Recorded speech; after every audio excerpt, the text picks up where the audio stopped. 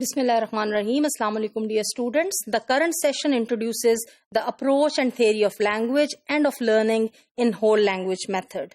I hope and expect by the end of this session, you would have an understanding of the theoretical underpinnings of the whole language method.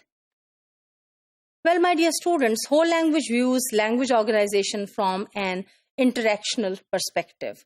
This perspective is most obviously a social one that views language as a vehicle for human communication and in which there is an interactional relationship between the readers and the writers. Now, why does it talk about the readers and writers instead of speakers and listeners?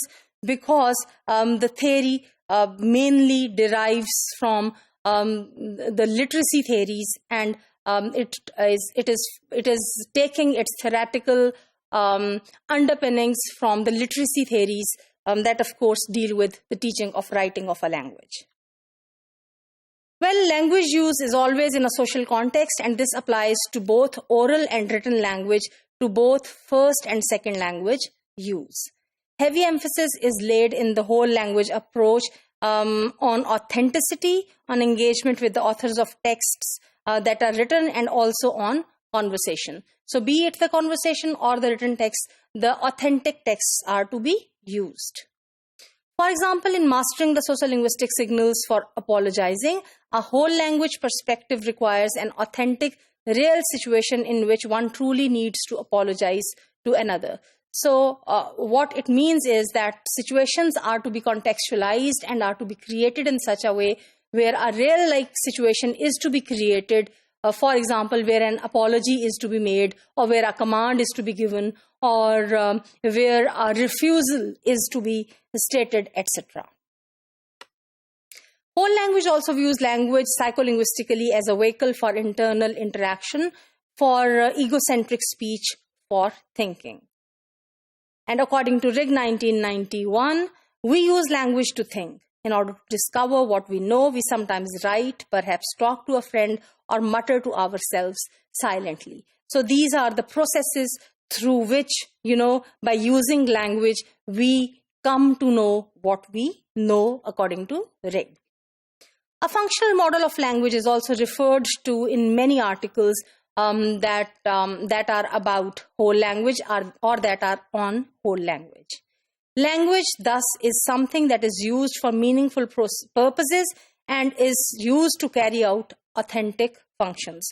So authenticity of functions, real life-like functions, real communicative events make the basis for language learning processes. The learning theory that underlies is the humanistic and constructivist schools. Whole language is said to be authentic, personalized, self-directive, collaborative, and pluralistic.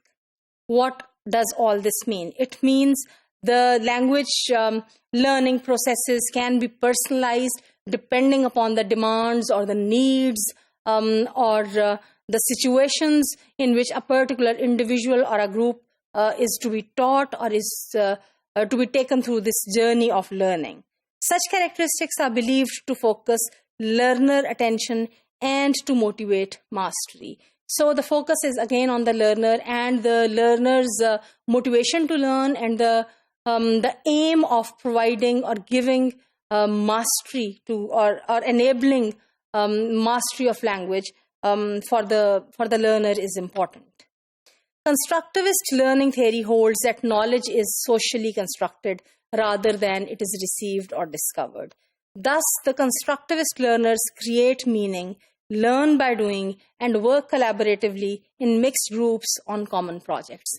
So, since the theoretical underpinnings of whole language method, they come from the constructivist theoretical background, so it is very natural then that the whole language method would believe in meaning-making process in the socially contextualized communicative situations. So rather than transmitting knowledge to students, teachers collaborate with them to create knowledge and understanding in their mutual social context. Here, two things are important. One is the social context in which the learning has to take place.